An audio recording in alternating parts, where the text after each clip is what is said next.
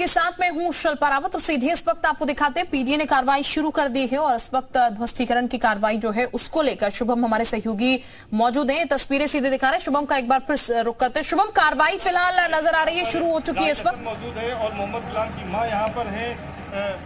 जी बिल्कुल, देखिए कि मेरे बाईं तरफ मोहम्मद गुलाम का जो घर है, जो शूटर था, उसके घर पे कार्रवाई सामने आप देख सकते हैं कि सबसे पहले बिजली काटी जा रही है घर की और घर के सामने जेसीबी बुलडोजर पहुंच चुका है इस घर को ध्वस्त करने के लिए।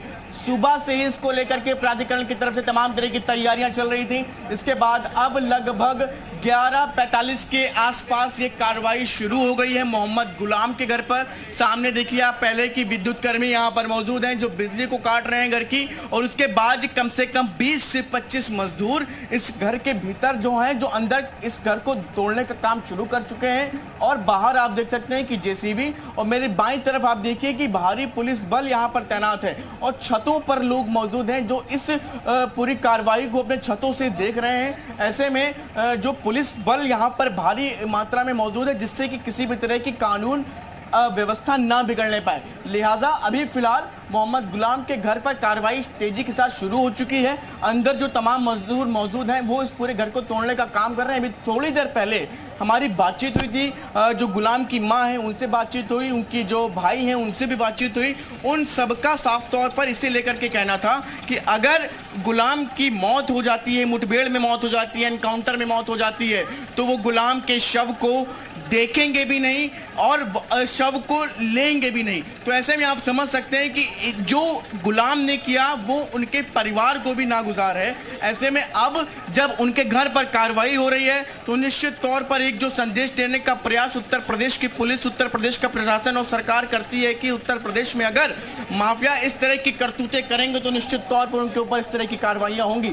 एक बार फिर मैं आपको दिखाऊं कि दाहिनी तरफ से रास्ता बंद किया गया है, लोग छतों पर और छत पर भी यहाँ पर पुलिस मौजूद है। सामने देखिए कि छतों पर काफी लोग मौजूद हैं और यहाँ पर पूरे इस रास्ते को ब्लॉक किया गया जिससे कि जो लोग हैं, एक रास्ता पूरा लोगों की आवाजाही को रोका गया है और जिससे कि भीड़ यहाँ ज्यादा न जमा होने पाए। लिहाजा पुलिस प्रशासन भी इसको लेकर के पूरी तरह से अलर्ट है। सामने आप देख सकते हैं कि दोनों तरफ से रास्ते को रोक दिया गया है क्योंकि काफी ज्यादा घनी आबादी होने की वजह से यहाँ पर जगह काफी कम है, स्पेस उतना ज्यादा नहीं है। लिहाजा इस कार्रवाई को भी किया जाना है। तो ऐसे में आप सामने की तरफ देख सकते हैं और इस वक्त मैं आपको फिर से जो बुलडोजर इस तरफ चल रहा है वहां ले जाना चाहेंगे। आप देखिए कि पीछे की तरफ जो ये जेसीबी और एक के बाद एक लगभग आप देखिए 3 जेसीबी यहां पर आ चुकी हैं। 3 जेसीबी यहां पर सामने की तरफ जो इस पूरी कार्रवाई को तेजी के साथ अंजाम देने के लिए पहुंचे हुए हैं। मेन जो सबसे इस पूरे मामले में महत्वपूर्ण बात यह है कि सिर्फ ग्राउंड फ्लोर पे ही है। तो जानकारों के मुताबिक मैक्सिमम अगर इस पूरे प्रीमाइसेस को, इस पूरे जो है जो घर को गिराने में जो समय लग सकता है लगभग 1 घंटे के आसपास का समय।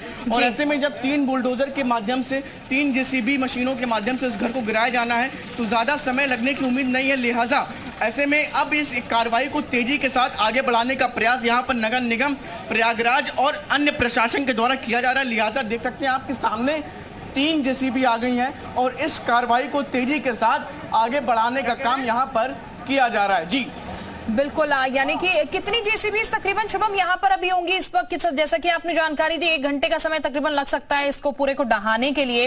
लेकिन हम ये भी सुन रहे थे इस बीच कि जो मां है आरोपी की वो लगातार गुहार कर रही थी कि उनके लिए जगह छोड़ दी जाए। तो जब ये ध्वस्तीकरण की कार्रवाई होगी, पूरा जो घर है यहाँ पर उस पूरे घर को ध्वस्त कर दिया जाएगा?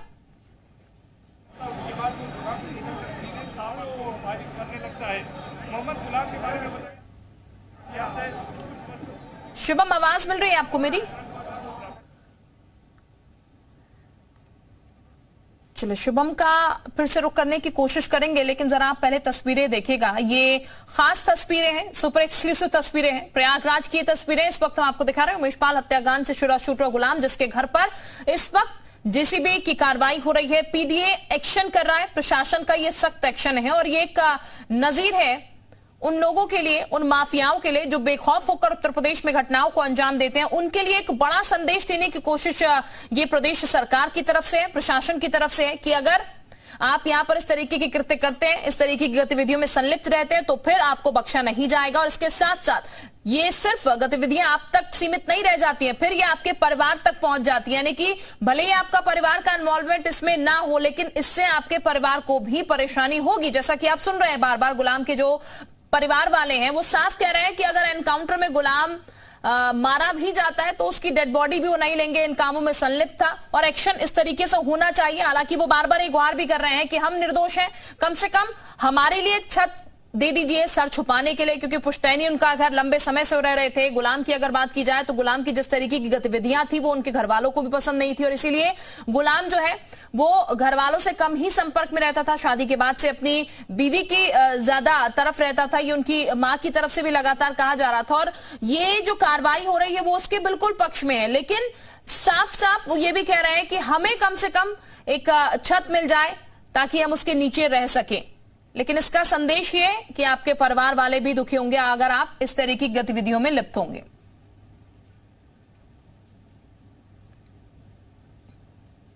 वो देख रहे होंगे बिल्कुल, अगर कहीं से भी देख लीजिए बूढ़ी माँ को, तुमने क्या करके गए हो तुम, बूढ़ी माँ कितनी मेहनत से तुमको पाला पोसा और आज तुमने माँ को और सब भाइयों के बीच चौराहे पे खड़ा कर दिया। अगर गुलाम मान लीजिए किसी मुठभेड़ में मौत हो जाती है या कुछ हो जाता है तो आप लोग क्या उस बिल्कुल इनकाउंटर होने पर हमने माँ से बात की कि बिल्कुल उनका शव भी हम लोग नहीं लेंगे। ये एक तस्वीर है और ये मानकर चलिएगा आप, ये जो तस्वीर सामने आ रही है इस वक्त कार्रवाई की तस्वीर है। दूसरी तरफ परिवार वालों को भी आप सुन रहे थे किस तरीके से रो रहे हैं, बिलख रहे हैं, क्योंकि जो उनके परिवार का सदस्य है उसने जो किया उसका खामियाजा उन्हें भुगतना पड़ रहा है।